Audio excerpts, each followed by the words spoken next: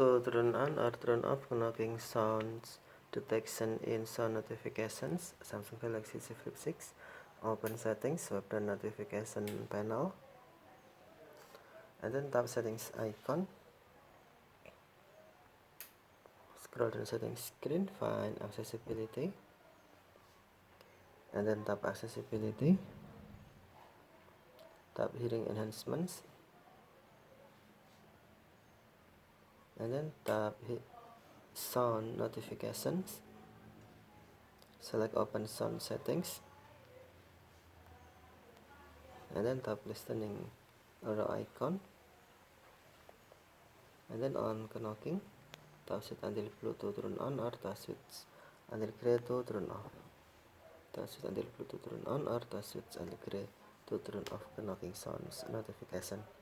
Get notified about the sounds that matter to you. Okay, thanks for watching. Have a nice day.